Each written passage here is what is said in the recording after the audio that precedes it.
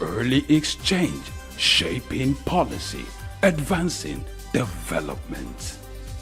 We'll have what starts us for the day. For some of us, we have motivational quotes, maybe written somewhere in our rooms, in our living rooms, somewhere that our eyes can easily just see and gets us started for the day. Some others is a cup of coffee. But for you, I do know that your starter for the day is early exchange. This is the Friday's edition. I am Blessing AG. And as always, I thank you for making it a commitment to a part of the show by joining in to watch. And you can participate further by contributing, leaving a comment when we begin discussions.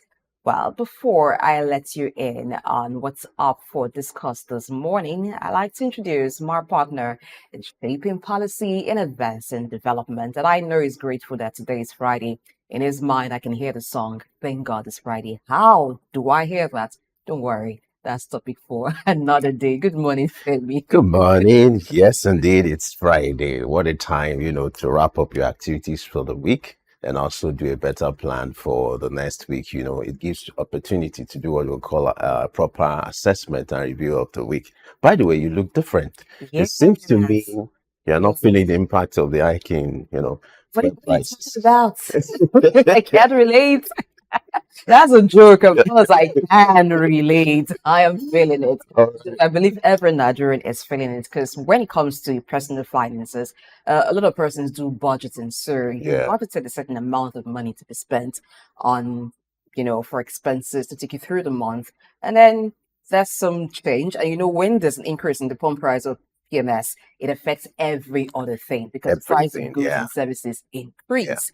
Transportation as well has increased, but I think the Lagos State government, the launching of the red um, rail line seems to have come very timely. As Lamata says, it will become operational on the 15th of October, which is next week, Tuesday. So that's expected to take about 100,000 to 150,000 people off Lagos traffic. And of course, I'm guessing that transportation using the red rail line will be cheaper than commuting using the other alternative. Really, I must confess, it's really a trying time for Nigerian, even for Nigerian workers, But I think what some of the state governments are doing is to see how they can reduce the number of time people will be at work, giving them that understanding.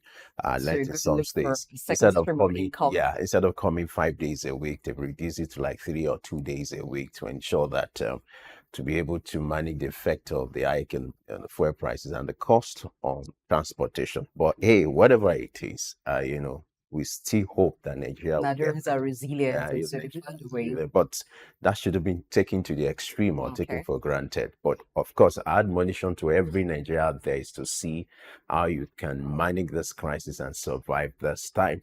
All right, let's get back to our discussion for today. We'll be talking about air cargo business, the demand, and the surge when it comes to the African Asia corridor.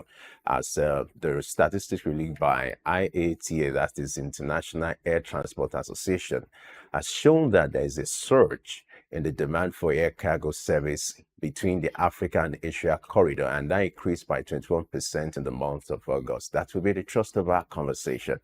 Back to you, Blessing, the Oh, guest. yeah. So we have Olumide Ohunayo, who's General Secretary, Aviation Safety Roundtable Initiative. We'll be speaking to the rise in Africa Asia air cargo, which is risen by 21% as of August. Now, this is the last quarter of the year 2024. It expected that that figure will see an increase because commercial activities usually peak at this time of the year. Good morning, Olumide Ohunayo. Thank you, Anthony.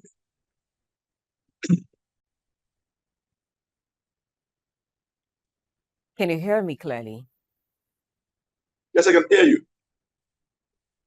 Hey, it's good that you can hear me. Now, looking at the rise in Asia-Africa cargo, it goes to say that there seems to be a lot of trade right now going on between Asia and Africa. Does that surprise you? Are there specific sectors of trade that you think is responsible for this significant increase in Asia-Africa air cargo?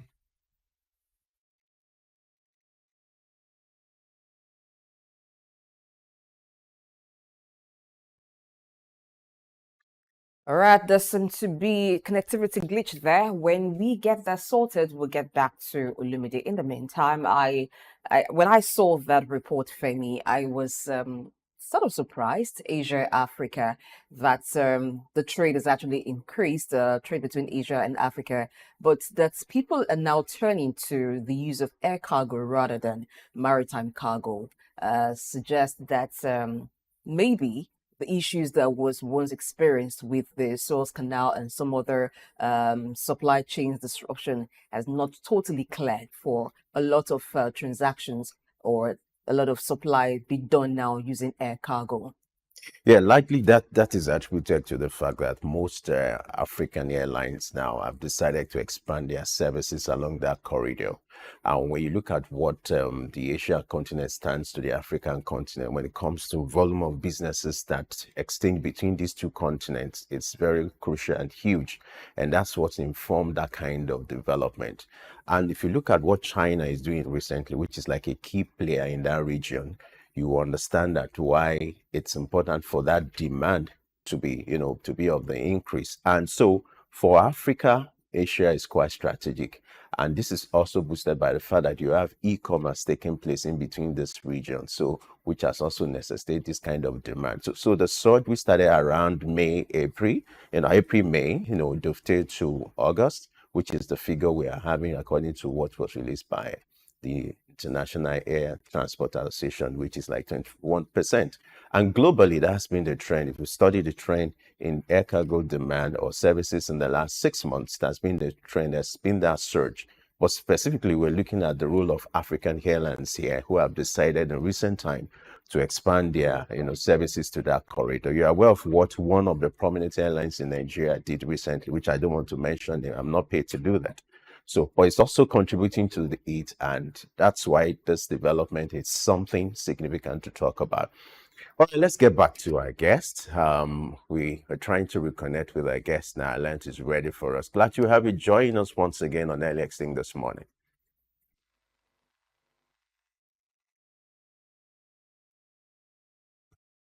All right. Well, we seem to be having this internet issue. We hope that will get better. So back to the story. So we have this trend in Africa where, if we look at what that region stands in terms of the volume of businesses, now the flow of businesses that happen between these two continents also as a result of the maritime activities taking place. Now, if you look at what China has been doing recently, for instance, like a country like Nigeria, when it comes to the manufacturing sector, most of the raw materials or the equipment are usually, being imported from that corridor. So when it comes to the issue of businesses or production, the Asia continent is something or a region to go by due to the fact that when it comes to production in Africa, we depend on that region for a lot of things. Okay, It's also part of the fact. is back. Let's see if we can have him join the conversation. Hello, Olumide. Hello, good morning. Can you hear me? Yes, we can hear you clearly. All right, before the interruption, by network connectivity not being very stable, I was asking, does the statistics that AsiaAfrica Cargo has increased by 21% or increased by 21% in the month of August, does it surprise you in any way? There's specific trade sectors that you could point to as being responsible for this significant increase? No, I'm not surprised. The North Africans are the group, and that has always been the pattern I would say have maintained. Now, with the growth of from the West African countries and the Central African countries now trading with the Asians and the strength of the network of distribution has improved trade between Africa and Asia. And when you look at the strength of the currencies of the Asian countries compared to the traditional partners, which is Europe and America, you can see why it continues to rise. And I think generally Africans can afford. That's necessary to say they have the best products, Africa can afford. Africa has a way of negotiating, especially with Asians when it comes to production of goods.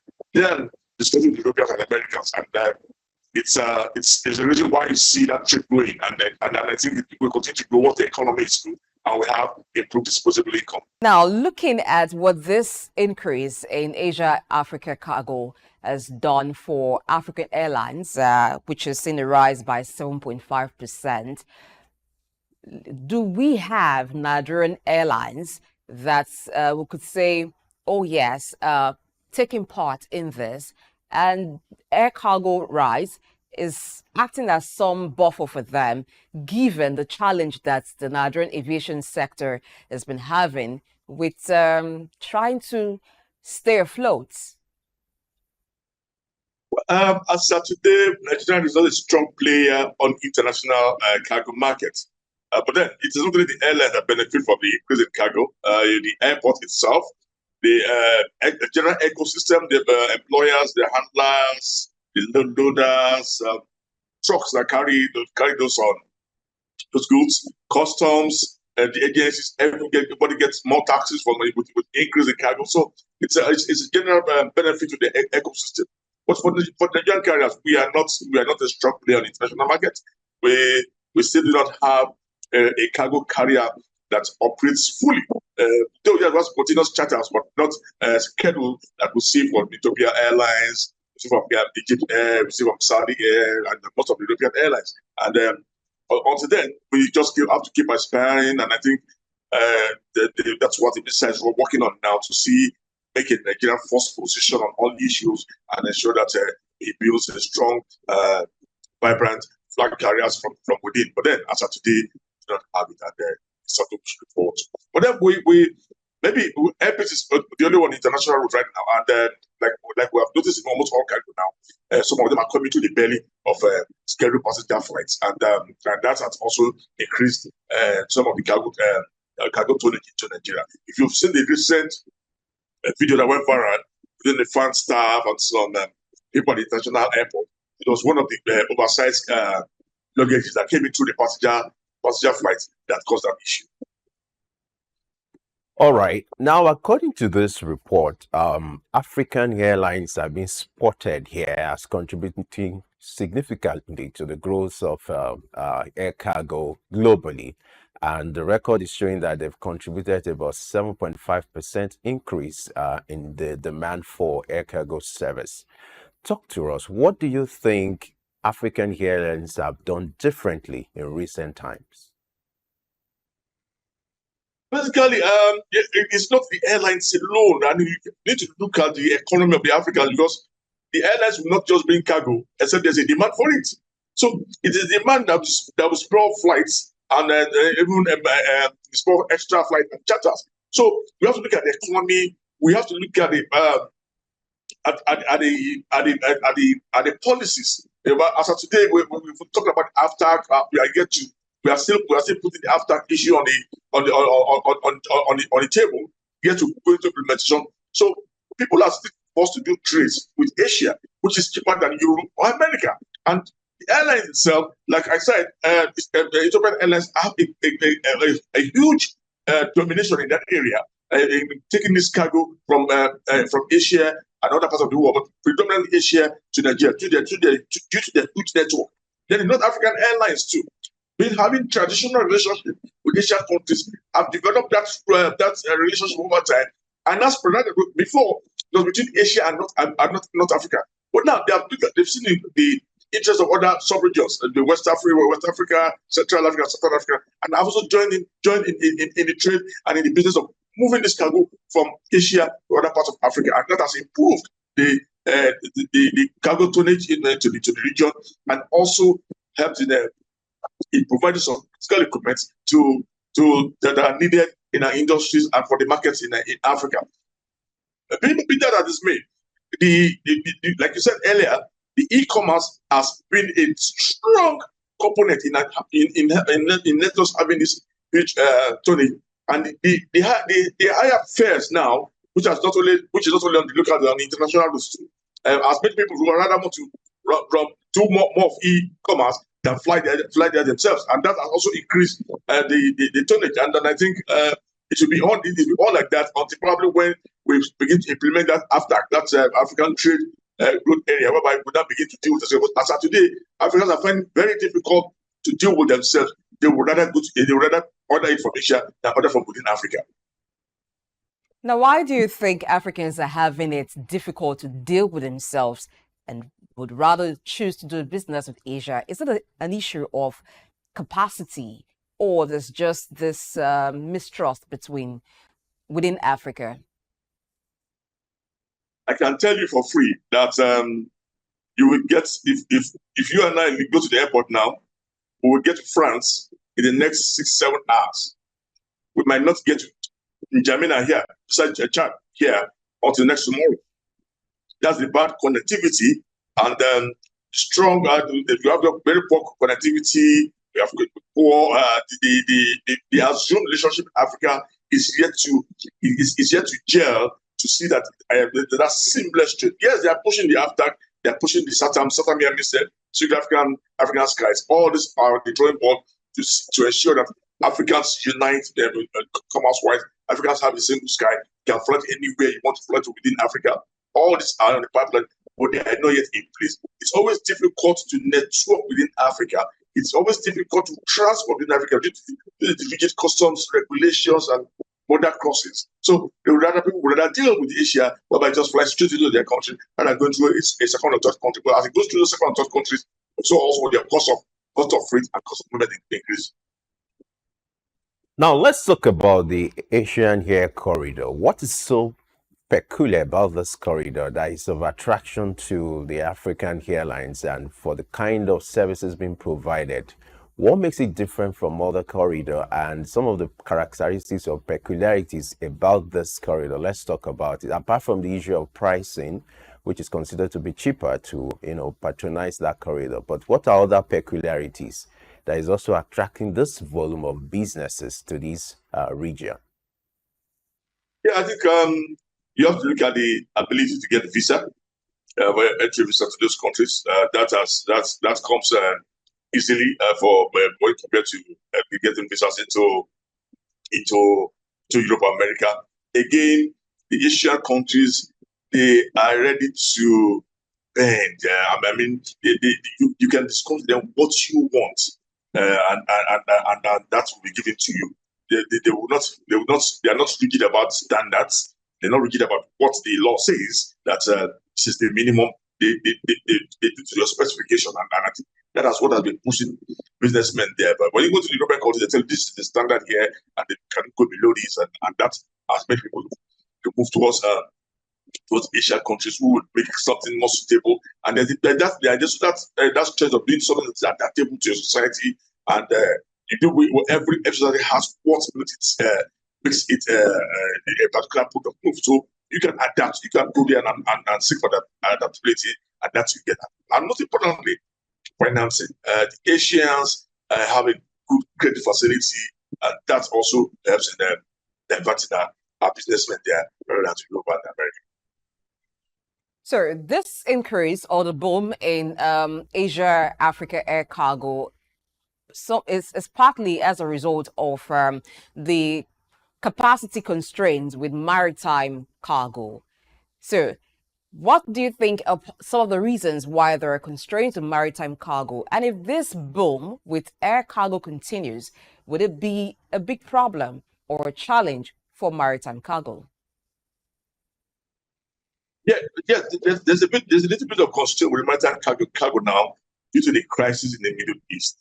So some of those routes are now not possible, and it's taking a longer route to get to destination. So that has delayed movement, the cargo movement on the maritime. So then you have those who, and if you have something when you have something that's stand out, and you don't want to risk that longer navigation through the seas, then you have to move to the air cargo, which is the only option left outside the maritime. So, and I think that has caused an increase in air cargo. Again, for some countries in Africa, clearance at the maritime can be cumbersome, can be delayed, and then and oftentimes the ones for Africa, you find out that it stops in about 3 or 4, 5 countries within that belt, and with that stoppage and custom clearance in those belts, there's long delay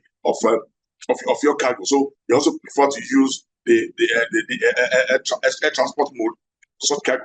Again, for those that are time sensitive, it's inevitable that air cargo will be the option, and that's why you see we have that huge demand for air cargo transportation. All right. In spite of this report, which is quite commendable, that African Airlines are playing a significant role when it comes to the issue of air cargo service here, are there other challenges that are being faced by these airlines? Most importantly, when you talk about the issue of capacity and the cost of operation, can you give us a picture and what can be done to make this better, so that this commendable report could be something to go by in few months? Yeah, I think if I start with Nigeria, there's been that problem of that chain of approval to the final export gates, also to the consumer down here in Nigeria.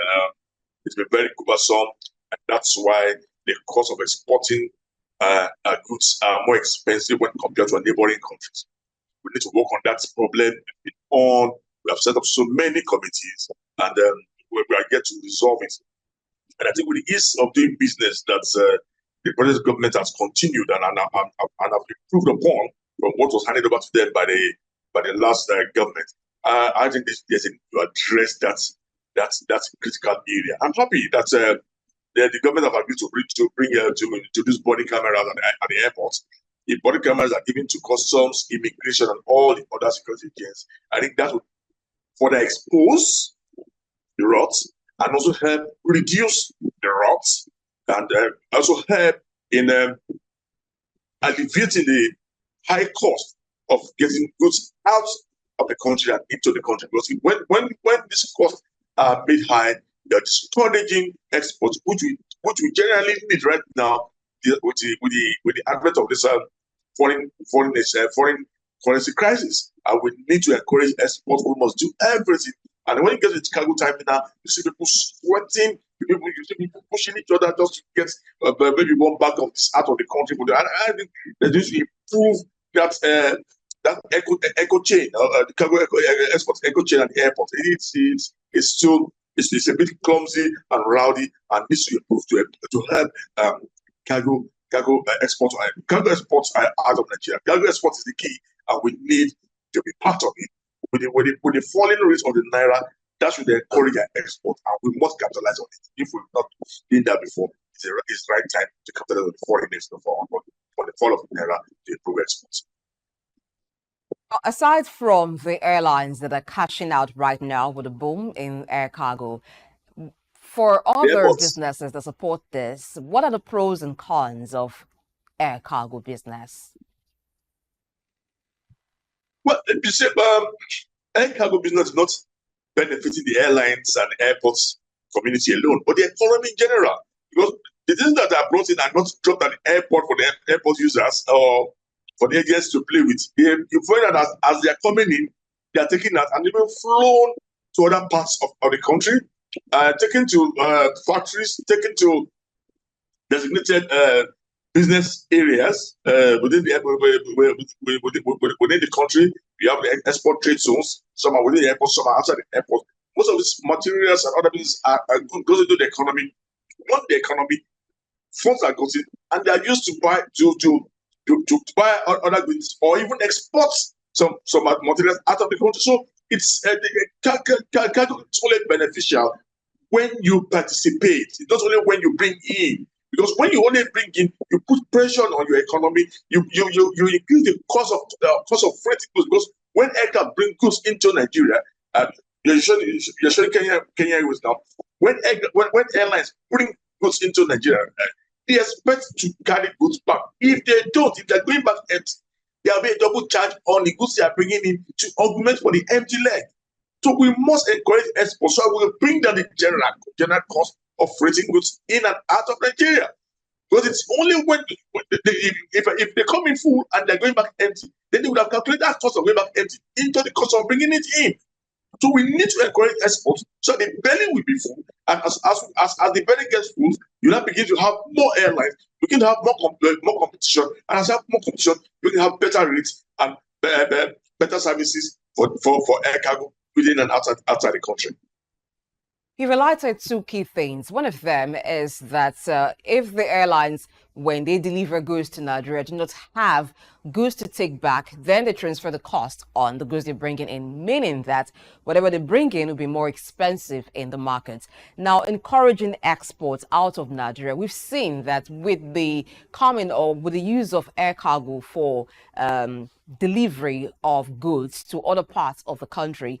Now, one type of trade that seems to be booming is the sales of African food to Africans in the diaspora. But sometimes there are challenges with the authorities at the receiving airports. Either the goods come in and they're checked, sometimes they're not allowed to get to the customer who ordered for them because of standard issues or some other issues.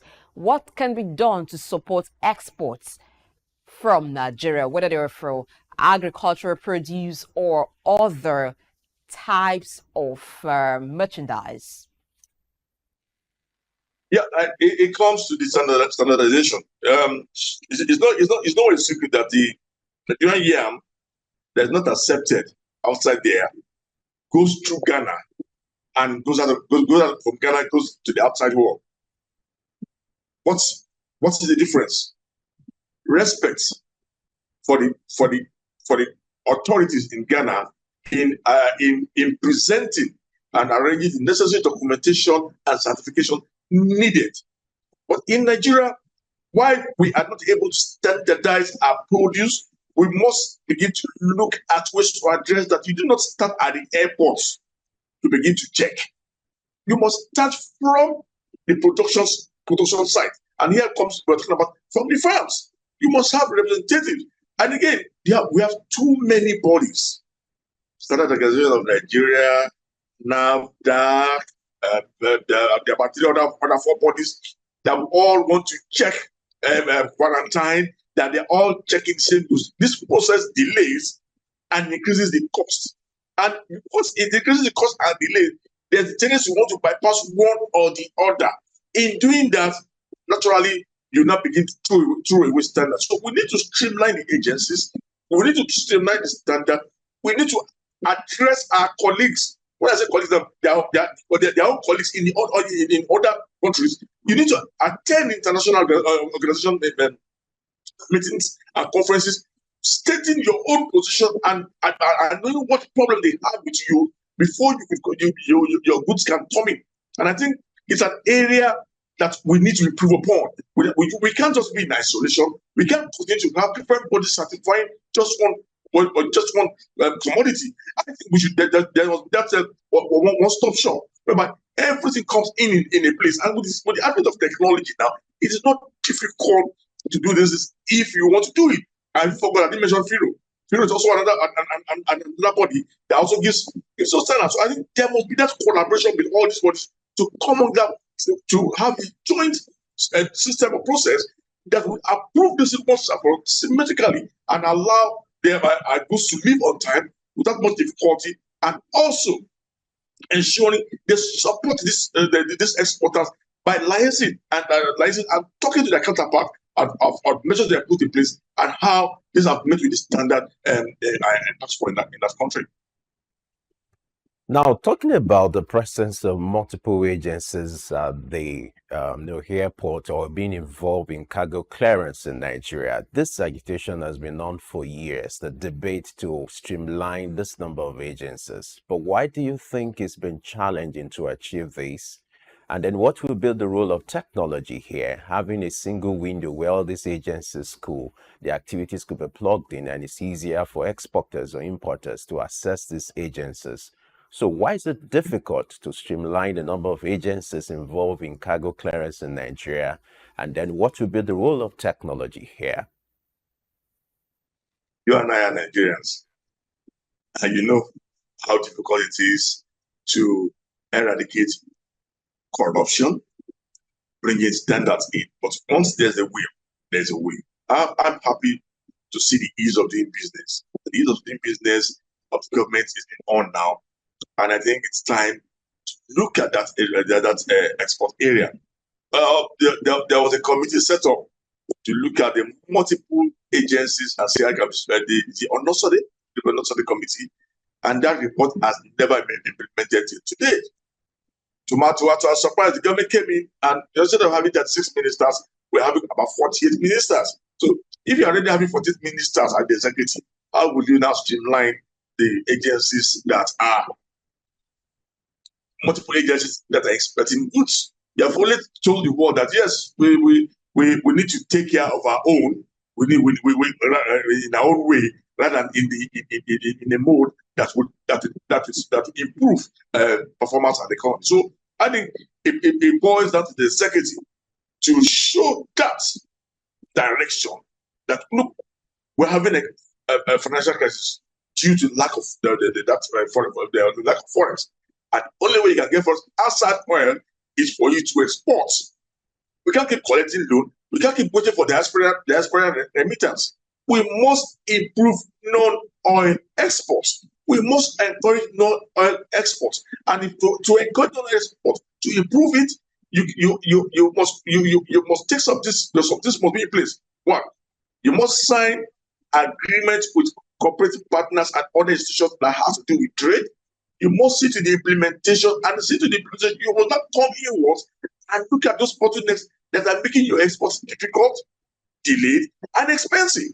And when you address those things, we'll continue to just do this. Olu sending Gary to his friends in UK, maybe 40 kg, rather than having a big export program that will go beyond just sending to my friend in UK or familiar friends. The Asians are here buying our produce, taking it out in large quantity. Yes, Nigerians cannot do the same. So there's a need to improve that entire process, streamline it, and make use of the technology has come. Like I said, I'm happy with those cameras that are coming with body cameras. I think more need to be installed because it's one of the things that increases the cost of export is the corruption and the unnecessary request by the officials at the airport. Now, if that can be brought down, if the multiple agencies can be put together under one institution, what I mean one institution is in that institution processing that document, that everybody sees it on the system, no hanky-panky, then we're not talking about how to improve the export itself. Again, we have to also go back. We have done that at the airport. Now go back to the chain, because moving goods from outside Lagos, from wherever they are produced to Lagos, is also a Hercules tax. If you have been to that toll gate to get into Lagos, you see how the taps stay there. When you're crossing each state, staff are there disturbing, and again the bad roads that delays this vehicle, that cause too much damage, and all this affects the final cost of moving this product. And now we've had the fuel challenge. There's a deregulation with the increase in fuel. You can imagine the cost of moving this goods to the airport. So all these costs are finally built into the cost of exporting this product, and that affects it too. With business increasing or getting to a peak at this time of the year, there will definitely be more demand for air cargo at this point. Now, do you think that some airlines may be thinking of doing more of cargo airlines than passenger airline, or carrying passengers than, I beg your pardon, carrying cargoes than carrying passengers because of the demand and maybe the boom that they're experiencing as well? If it's on the domestic front, the cargo scheduled flights are yet to get to the level or attainment of the passenger flights, and we understand what the problem is. So part of the problem is what I've highlighted earlier. Most of the airports, local airports here, do not have that storage to keep those goods at the airport. Again, the Nigerian Civil Aviation Law that has restricted the age of cargo of airlines into Nigeria is affecting the ability to purchase aircraft for cargo operation. Most cargo aircrafts now are aircraft that have done scheduled operations are now converted to cargo. So they are not young, but they are safe and efficient. But then we have made a law when during the historical period of having multiple crashes, and that law is affecting the bringing in of aircrafts of certain age for operation. So I think we should look at that law and see how and see if I'm sure if that is fulfilled, we'll have more aircrafts for the cargo operation. The cargo can now start to develop within Nigerian economies. Cargo air movement can now start to develop within Nigerian economies. Right now, what we have are charter cargo flights and not scheduled flights, and this is what we should start looking at. We have almost all the airports built by the state are named cargo airports. But I'm telling you this for free. Those airports are carrying passengers and not cargo.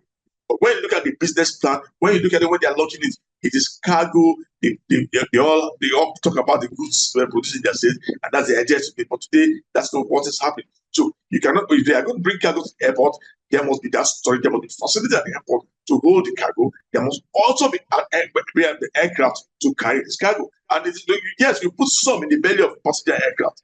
It cannot be the same when you have dedicated cargo aircraft flying and doing these operations, and that's an area we look at. But I said earlier, I think the regulator, the Nigerian Civil Aviation Authority, should take some step in reviewing the age limit put on such aircraft in Nigeria. Now, let's make reference to air cargo infrastructure in the airports you have in Nigeria. An expert has done an estimation that it will require about $5 billion to fix the infrastructure you have in all the, maybe about 24 airports you have in Nigeria. Now, I'd like you to give us a picture of what it looks like when it comes to air cargo infrastructure in most of the airports you have in Nigeria. And what are the critical things you think government should pay attention to when it comes to the issue of air cargo infrastructure? Well, let me start by commending the management of MM2, that's the bike company Air Services. They just made some significant investments in cargo infrastructure at the airport in their terminal there. That is about the first one we have in Nigeria. Outside was owned by the ground handling companies on the international airport, but on the local front, I think that's about the first one. And what we need is to see such investments in other airports. But FAN alone cannot do this investment under the present structure. So for FAN to be able to handle, to be able to purchase the investments of about 22 airports, that would be biting more than they can chew.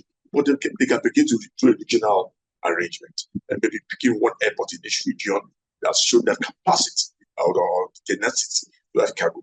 There's the facilities, the cargo facility, apart from warehousing is the least of it, but then there are other things that you need that coolant, the cooling system, the temperature compliant warehouse for some other perishable goods. Some of these things would some of this equipment and infrastructure are something that they need to invest on. And at times they can even partner with the organizations or states that this are going to be coming from in so that can come in place. For that to also come in place, there must be aircraft to meet this goods. Because you're taking goods to the airport and there's no aircraft to lift it would destroy the goods, and all the expenses put on it would have been wasted. So we also need to work on those and work on cargo airlines. Yeah, I know about one or two cargo airlines that have just registered in Nigeria, and they're going through that process of getting their aircraft in. And that's why I'm pleading with the regulator to look at that review of the age, so that some of these aircraft can come in and we'll begin to have scheduled cargo operations to different parts of the country rather than only when on charter flight. When you have more scheduled flights, you have brought more employment into the house. You have brought an increase in the use of Nigerian airspace. You have brought increased training for our professionals in that field, and you have also increased revenue for the agencies and all those involved in the value chain of moving those goods, the truckers, the cargo agents, the loaders, everybody will benefit from the system. And also, most importantly, that increases the aviation contribution to the nation's GDP. All right. In that report as well, the IATA report highlighted the performance of different regions in the global air cargo market. So in the lead, we have Asia Pacific Airlines leading the global cargo market, followed by European carriers, North American Airlines, and then Latin American carriers. But what this is revealing is the rebound of the air cargo market globally after the COVID-19 pandemic. Is this sustainable? Yes. Once we have peace worldwide and the economy keep booming and people, big organizations and companies are functioning, definitely the cargo will boom. Peace is paramount to the growing of the economy. And once there's peace and we are able to encourage small-scale industries, encourage companies with appropriate economic policies and monetary policies too, which would give access to credit, then definitely cargo will boom. And for cargo to also boom, then you have the people itself. It's not like the airline say, okay, we need the middle class to fly. For cargo to boom, every sector of the economy, whether it is high, middle, or low, must have that income, that disposable income to buy, to use. And once that is there for people, for the citizens, then they're looking about increase in cargo and increase in cargo movement. So it's not within the sphere of the airlines alone to see to the improvement of the cargo, but it's generally the global economy. How it moves, how it diversifies, and that helps FC all of us through this improved cargo movement. Well, for most of the West African countries, we take in more of finished products and export raw materials and until when that can be improved or turned around, we just need to continue to develop our raw materials to quality, so that we can also start working and using those materials to make those producers, which we can also export. You can see what's happened over the years. We've been taking out food and importing the finished products. But now, Dangote is here now. He has started exporting. So other refiners that have always been on ground but were not used are now also ready, asking for crude to be given to them so that they can also export. And when these companies do export their products, you find that when they get paid, they look at what they can bring in back with. They just don't throw the money back. They see what they can bring into the country with the sales of those products. And once we begin to sell and they make money, you can show that cargo would definitely continue to be, they'll be on that increased line. But again, I look forward to the African after that implementation will be fast and furious. If I would use that word now, because we spent so much time in preparing drawing the lines and doing the graph for that to be implemented, so that Africa can start benefiting. We can start that trade within us, because when the trade within us is encouraged and moves smoothly, you're sure getting better products. Not in terms of quality, but it might be cheaper. It definitely be cheaper, and that will encourage improvement and also increase cargo movement within the sub-region and also in Nigeria in particular. All right. Before now, there's been so much talk about the issue of 24 hours cargo clearance, having 48 hours cargo clearance. Give us a picture of what is playing out. And of course, what you've painted earlier is a far cry from this reality. Now, if this is going to become something to go by, 24 hours cargo clearance, 48 hours cargo clearance, what are the steps to be taken to ensure that this become a reality as we wrap up this conversation? Well, I highlighted some of the things that they can make that work, and that's it must come from the top. When you have different agencies under different ministries and leadership, you cannot push that to the airport authorities.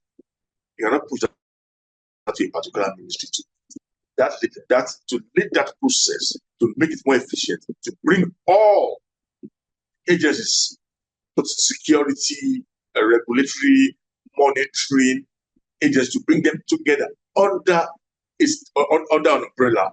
That directive must come from the presidency, and from the presidency, they begin that process of instilling that discipline, improving that process that will encourage. I'm particularly biased for export now rather than import, and it's that process that we use to help improve the export process and improve the quality of goods going out, the time that's going on, and its cost. For us to get those cost, time, quality in place, we need the ease of doing business. We not just focus on the passengers alone. They need to come to the cargo section, which as of today it has and needs some attention, strong attention to improve and join that improved statistics that we have read that today from the IATA international body. Thank you so much, Olumide Ohunayo, for your time with us on Air Exchange this morning. Let's hope that Nigeria, particularly Nigerian Airlines, will position rightly to take their share from the burgeoning Africa-Asia air cargo market. And so the economy can thrive better.